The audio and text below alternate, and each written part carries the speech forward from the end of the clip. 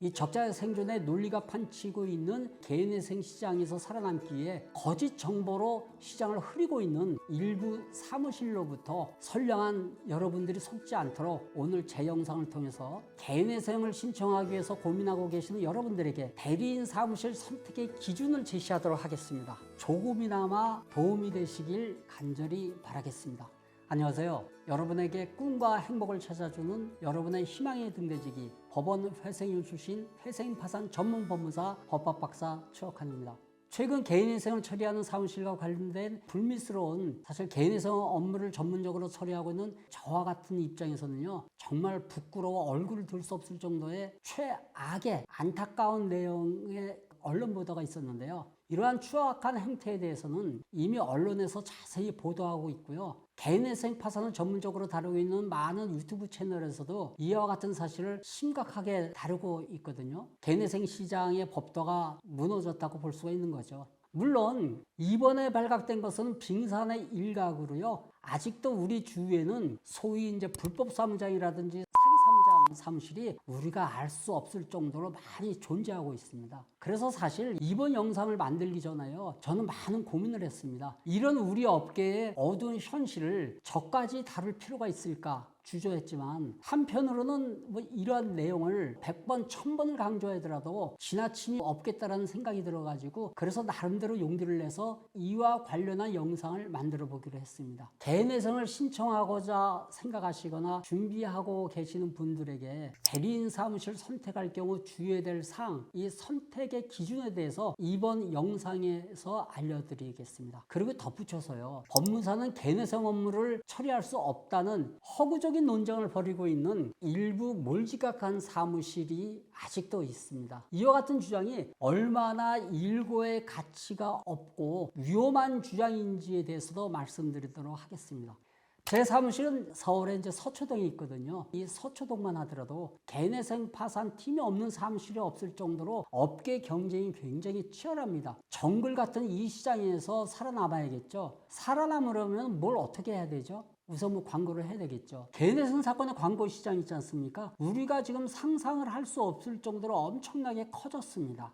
한 달에 수억 원의 광고비를 쓰고 있다는 사무실도 있다는 소문도 들리고 있는데요. 의뢰인들로부터 개인회생 사건을 수임하기 위해서 정말 불꽃 튀는 광고 경쟁을 지금 벌이고 있습니다. 개인회생에 대해서 경험도 없는 사무실에서조차 처음 사무실을 개업을 할 때요, 개인회생 파산을 전문적으로 처리한다고 하면서 우선 홈페이지부터 진짜 근사하게 만들어 놓고요, 명함, 블로그, 인스타그램, 유튜브 영상, 각종 SNS를 이용을 해가지고 무차별적인 인터넷 광고를 하고 있거든요. 엄청난 돈을 쏟아붓고 있습니다. 여기에 물론 당연히 전문적인 그 고액의 광고업자가 붙죠. 광고비가 어디서 나오겠습니까? 여러분의 수입료에 포함될 수밖에 없는 겁니다. 당연히 코스트가 상승할 수밖에 없는 구조겠죠. 저 같은 이 작은 법무사 사무실은요, 감히 흉내도 못 낼 정도입니다. 그래서 저 같은 경우는 실력과 성실성으로 승부를 걸 수밖에 없습니다. 대형 로펌의 그 엄청난 자금력을요, 따라갈 수가 없습니다. 당연히 광고비에 지출되는 그 돈, 이게 절약이 되겠죠. 바로 이 점이 여러분에게 다른 로펌에 비해서 비용을 저렴하게 해드릴 수 있는 이유입니다. 장점이라면 장점이 되겠죠. 그렇다고 싸다고 절대 비지떡 아닙니다. 그 점은 이제 걱정하지 않으셔도 됩니다. 여러분이 이제 대형 대리인 사무실을 방문을 합니다. 상담실에서 이렇게 앉아서 보면요, 화려하죠. 전문 분야 등록증서, 각종 위촉장, 명패, 상패, 심지어 방송 출연 영상 프로그램 등 모든 자료를 이용을 해가지고요, 어떻게 해서라도 개인회생을 상담으로 끝내지 않고 사건 수임으로까지 이렇게 이어질 수 있도록 정말 눈물겨운 노력을 하고 있습니다. 이 모든 것을 엄청난 비용을 들여서 광고업자의 컨설팅까지 받아서 하는 겁니다. 그런데 이런 사무실은 대부분 명함을 보면요, 국장이라든지 부장, 과장이라든지 팀장, 이와 비슷한 직책을 가진 분들이 이제 상담을 하든지 아니면 여러분들의 사건을 진행을 하고 있습니다. 변호사나 법무사 이런 분들의 얼굴은 처음부터 정말 보기가 쉽지 않습니다. 종전에 제가 이제 이와 관련해 가지고 불법 사무장 사무실을 조심하세요 뭐 영상을 한번 올린 적이 있었거든요. 그런데 그 영상 댓글에 왜 사무장이라는 말을 콕 찍어서 말을 하느냐, 기분 나쁘다, 저를 나무라시는 그러한 분이 계셨습니다. 그런데 다른 사무실에서 피해를 입고 사건 진행이 제대로 되질 않아 가지고 대상담을 통해 가지고 사건을 처리한 분들이 여러 분 계세요. 그런데 이분들이 공교롭게도 변호사와 법무사와 같은 본직의 얼굴을 보질 못했고요. 직접 만나서 상담한 분이 한 분도 안 계세요. 처음부터 아예 얼굴을 본 적이 없답니다. 이 부분은요, 제가 자신 있게 말씀을 드릴 수가 있습니다. 제가 이번 영상에서도 불법 사무장이라고 표현하는 것은요, 한 사무실에서 뭐 10년이다, 15년이다, 뭐 그 이상 꾸준하게 개인회생 사건을 처리하고 있는 대부분의 그 선량한 사무장님들, 이런 분들을 말을 하는 게 아니에요. 선량한 대부분의 사무장님과는 전혀 상관없는 말이니까요. 불편해하시거나 오해가 없으시길요. 이 기회를 빌려서 넓은 마음으로서 이해해 주시길 부탁드리겠습니다. 개인회생을 전문적으로 다루고 있는 어느 변호사님이요, 이번에 발생한 불법 사무장 사무실에 관련된 영상을 만드셨더라고요. 저도 그 영상을 이제 봤는데요. 그 변호사님 말씀도 이번에 문제를 일으킨 그 불법 사무장 대부분 있지 않습니까? 공통점이 있다고 합니다. 명의 대여하는 사무실, 사무장들, 사무소였다고 합니다. 여러분들이 이해하시기가 정말 어려우시겠지만요. 이런 사무실은 이제 우리 업계에서 소위 이제 브로커 사무실이라고 해요. 자격증을 가지고 있는 사람에게 일정한 이제 비용을 지불하고 그 자격증 명의를 대여를 받아가지고 그 사무장이 운영을 하는 사무실이죠. 그래서 이제 줄여서 명대 사무실이라고도 우리가 부르기도 합니다. 그런데 인터넷 광고를 보고 찾은 대리인 사무실이 선량한 사무실인지 아닌지, 명대 사무실인지 여부는 아무 경험도 없는 채무자 여러분들이 어떻게 알 수 있겠냐고요. 알 수 있는 방법이 없습니다. 자, 그러면 불법 사무장 사무실 가면 안 된다는 것은 알겠는데 어떤 사무실을 찾아가면 될까요? 이게 중요하겠죠. 대리인 사무실을 선정할 때 고려할 사항, 선택의 기준 말씀드리겠습니다. 우선 대리권 문제입니다. 변호사를 찾아갈까요? 법무사를 찾아갈까요? 법무사는 대리권이 없다고 그러던데, 법무사가 개인회생을 하면 불법이라고 하던데, 이 무슨 멍멍 짖는 소리예요. 아직도 이와 관련된 잘못된 정보가 인터넷상에 아주 진짜 많이 돌아다니고 있는데요. 심지어 최근에 어느 변호사가 올린 유튜브 영상에서조차 법무사가 개인회생을 하면요, 불법이라고 합니다. 그래서 법무사에게 개인회생을 맡기면 제대로 처리해 줄 수 없다가 아니라 처리해 줄 수 없을 수도 있다, 이렇게 말을 돌려서 말을 안 되는 얘기를 하는 사람도 있더라고요. 그런데 이건 완전히 틀린 말입니다. 말도 안 돼요. 이런 사무실 가지 마세요. 2021년 12월 2일자 법률신문 보도를 보게 되면요, 거기 자세하게 나와요. 개인회생 파산 사건은요, 종전에도 법무사들의 업무였었습니다. 그런데 2020년 1월 국회 본회의에서 법무사의 업무 범위에 회생법상 개인회생 파산 사건 이 신청 대리 포함이 됐습니다. 이 추가하는 내용의 법무사법 개정안이 통과가 된 겁니다. 같은 해 7월부터 법무사들은 개인회생 파산 사건 신청 대리권을 이제 명확하게 가지게 되었거든요. 그래서 개정법 이전까지 법무사들이 해오던 이 업무를 재확인했다고 법률신문이 보도를 하고 있습니다. 법률신문은요, 일반적인 다른 신문과는 성격이 다릅니다.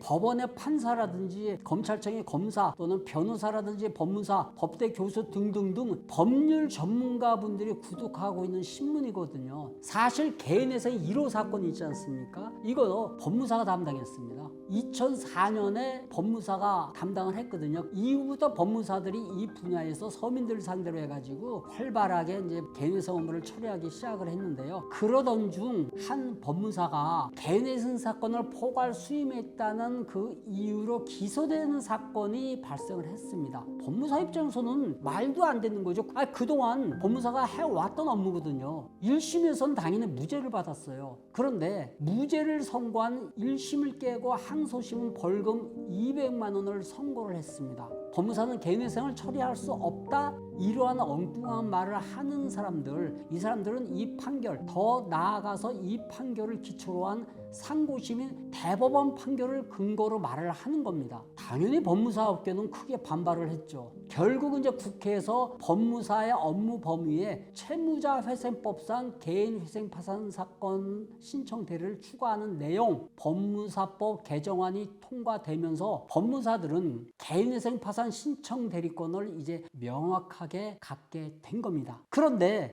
아주 묘한 게 변호사법 위반으로 재판을 받던 중에 관련 법이 개정이 돼가지고요, 법무사의 업무 범위로 이게 포함이 된 겁니다. 헷갈리게 된 거죠. 그러니까 법 개정 전 과거에는 법무사가 개인회생 파산 사건 관련 법률 사무를 위임받아 취급하게 되면은 변호사법 위반으로 처벌을 받았습니다. 받았잖아요. 아까 벌금 200만 원을 받았다고 그랬지 않습니까? 그런데 앞에서 말씀드린 바와 같이 관련법이 개정이 돼가지고요, 법무사의 업무로 개인회생 파산 사건 신청의 대리가 규정이 되어서 이제는 처벌을 할 수 없게 된 겁니다. 결론을 이야기하자면요, 변호사나 법무사나 개인회생 업무를 처리하는 데 있어서는 둘 다 똑같습니다. 그런데 법무사가 개인회생을 하면 불법이라는 주장, 이게 이제 먹혀 들어가지가 않으니까 이제는 법무사가 개인회생을 진행을 하면요, 어려운 법적인 쟁점을 해결하려면 변호사한테 맡기는 게 좋다, 이렇게 또 말씀하는 분이 생겼어요. 저는 이제 법원에서 직접 회생 의견을 했고요, 그 이후 현재까지 법무사 사무실을 운영하면서 수많은 개인회생 사건을 전문적으로 처리하고 있는데요,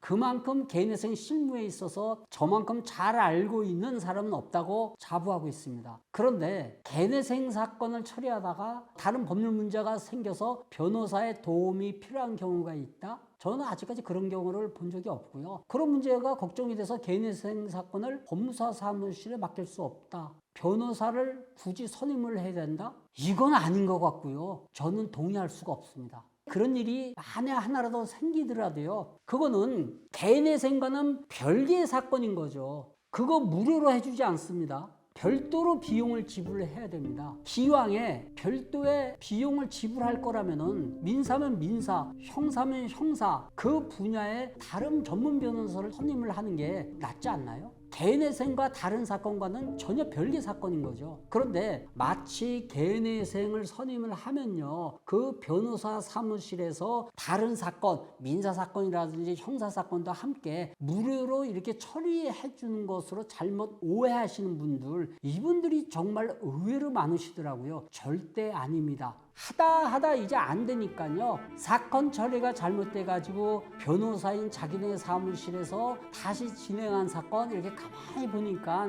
모두 처음에 법무사 사무실에서 처리한 사건이더라, 어떤 블로그에서 이렇게 또 주장을 하더라고요. 이런 궁색하고 황당한 글을 보면요, 정말 웃음만 나옵니다. 이건 정말 상도 위에 벗어나도 한참 벗어난 겁니다. 이런 사무실에는 이런 말 해드리고 싶습니다. 당신이나 잘하세요.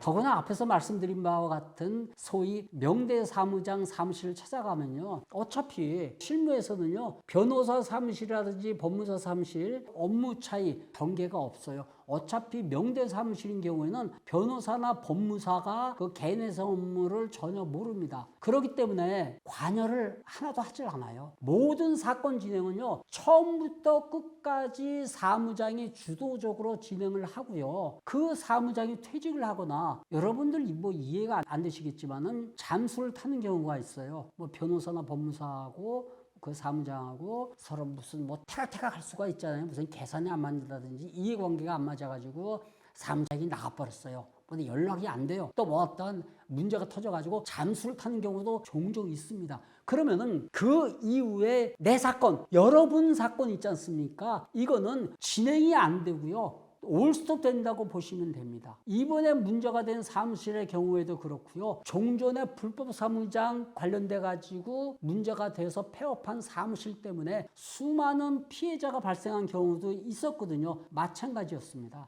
그래서 이제 이런 사무실을 찾아가야 됩니다. 제가 여러 번 말씀드린 바와 같이 변호사, 법무사가 직접 상담을 하고요, 본직이 사무실을 직접 운영하고 있는 그런 사무실에다 맡기셔야 됩니다. 불법 프로카 사무장이 변호사나 법무사 자격증만 빌려가지고 그 운영하는 사무실, 이런 것에 사건을 맡기면요, 큰일 납니다. 그래서 뉴스에서도 보도되는 거 보셨잖아요. 사무장이 변호사나 법무사로부터 그 자격증 빌려가지고 일을 하다가 사건은 진행도 안 하고 도망을 갔다. 이런 기사들 많이 보셨죠? 실제로 지금도 이와 같은 일이 빈번하게 우리 주위에서 일어나고 있어요. 현재 진행형입니다. 그래서 사무실을 방문하셔서 상담을 할 때 법무사나 이 변호사가 직접 상담을 해주는지 아니면 최소한 그 사무실을 운영을 하고 있는지 얼굴이라도 볼 수 있는지 이게 정말 너무 중요한 거거든요. 그래서 이런 거를 꼭 확인을 하라고 말씀드리는 거예요. 그런데 사실 상대방이 속이려고 마음을 먹잖아요. 이런 사무실 사전에 알 수 있는 방법 그거 쉽지 않습니다. 그리고 변호사, 법무사가 얼마나 개인회생 파산에 대해서 업무 경험이 있고 실력이 있는지 이것도 사실 중요하거든요. 개인회생에 대한 그 경험과 노하우, 실력 문제겠죠. 과연 개인회생 파산을 몇 년이나 했느냐, 그리고 사건 얼마나 처리를 했느냐, 이런 것도 사실 꼼꼼히 한번 살펴보세요. 개인회생 파산은요, 이 실무가 워낙 다양하게 존재하거든요. 각 법원별 그리고 회생위원별 실무 처리 편차가요 정말 다양합니다. 심해요. 다양한 경험을 해본 대리인만이 그 사건의 상황에 맞게 진행할 수 있거든요. 경험, 노하우 정말 중요합니다. 제가 이제 어느 유튜브 채널을 보다가요, 월세 1,800만 원 그리고 35년째 망하지 않고 뭐 강남역 어디 근처인 것 같더라고요. 거기서 이제 살아남은 연세가 이제 70세예요. 성형외과 의사 선생님의 이야기를 다룬 영상이 있더라고요. 정말 아직도 그 영상이 제 기억에 생생하게 남아 있습니다. 이 병원에는 상담실장을 쓰질 않더라고요. 그래서 유튜브가 이제 이런 질문을 해요. 원장님, 보통 성형외과에서는 상담실장 다 쓰지 않나요?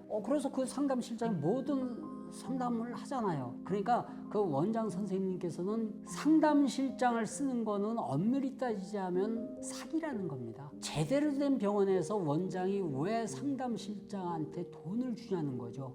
이 상담실장을 쓰는 게 수입에 도움이 되니까 그런 것 아니냐? 그렇다는 겁니다. 그러면 상담실장이라고 하는 그 사람의 역할이 뭐냐는 거죠. 수술을 안 하려고 하는 사람, 또 할까 말까 그렇게 망설이는 사람, 수술할 필요도 없는 사람, 이런 사람들을 수술을 하도록 유도해야 되는 것 아니냐? 즉 과잉 진료를 유도하는 것 아니냐, 이렇게 말씀하시는 거예요. 그건 의사가 할 일이 못 된다는 거죠. 탁 깨놓고 말해서 의사가 아니고 장사꾼이라는 겁니다. 저 정말 감동했습니다. 이런 분이 진짜 과잉 진료를 경계하는 참된 의술인 아닙니까? 개인회생 업무를 처리하고 있는 우리 업계에서도요, 이렇게 양심적인 분이 많이 계셨으면 좋겠습니다. 그래서 개인회생 사건을 처리하면서 최소한 상담만은 개인회생에 대해서 전문 지식이 있는 변호사, 법무사가 직접 상담을 하는 그런 사무실 가시라고 말씀을 드리는 거고요. 그런 사무실은 믿고 맡기셔도 됩니다. 변호사든 법무사든요, 그건 하나도 중요한 게 아니에요. 여러분이 선택할 문제입니다. 다만 여러분의 사건을 최선을 다해서 처리해 줄 실력 있는 사무실을 찾아가시라는 말입니다. 오늘은 여러분들의 어려운 경제적인 상황과 경험이 없는 점을 악용을 해가지고 불법 행위를 일삼고 있는 소위 사기 사무장, 불법 사무장이 판을 치고 있는 현실에 대해서 개인회생이라든지 또는 개인 파산을 생각하고 계시는 여러분이 꼭 알아두셔야 될 내용을 중심으로 알아봤습니다. 참고로 개인회생 파산에서 이런 사기도 있었습니다. 최근에 이제 부산 회생법원에서 법원에 제보가 들어왔대요. 그래가지고 법원이 이제 조사를 해가지고 밝혀진 내용이거든요. 당신 사건 잘 처리되려면은 파산관자인에게 접대를 해야 돼. 그러니까는 접대비 좀 내놔. 법원에서 추가로 공과금 내라고 연락이 왔어. 입금을 해야 사건 진행이 되거든. 돈 좀 더 내놔. 이러면서 추가로 비용을 요구를 하는 사건이 비일비재하게 발생을 했다고 합니다. 여러분이 사무실 선택을 하실 때요, 조심하지 않으면요, 여러분에게도 이런 일이 벌어질 수가 있습니다. 이게 결코 남의 일이 아닙니다. 바로 여러분 자신, 여러분 본인의 일이 될 수 있습니다. 마지막으로 한 가지 더 말씀드리겠습니다. 저는 법원에서 회생위원을 지낸 경력을 기반으로 회생 파산을 전문으로 처리하고 있습니다. 누구보다도 회생 파산에 대한 풍부한 경험이 있습니다. 자신이 있습니다. 회생 파산은 고민하고 계시는 분들 언제든지 저 법학박사 최욱환 법무사를 찾아주십시오. 항상 여러분의 따뜻한 희망의 등대지기가 되겠습니다. 개인회생 여러분 포기하지 마시고 끝까지 최선을 다하시길 응원합니다. 스페로 스페라, 숨을 쉬는 희망은 있습니다. 여러분에게 꿈과 희망을 찾아주는 법원 회생위원 출신 회생파산 전문 법무사 법학박사 최욱환의 회생TV는 여기에서 마무리하겠습니다. 다음번에도 더 재미있고 유익한 컨텐츠로 찾아뵐 테니까요. 오늘 제 영상이 좋으셨다면 구독과 좋아요 눌러주시고 응원의 댓글 부탁드립니다. 다음 영상에서 뵙겠습니다. 여러분 안녕히 계세요.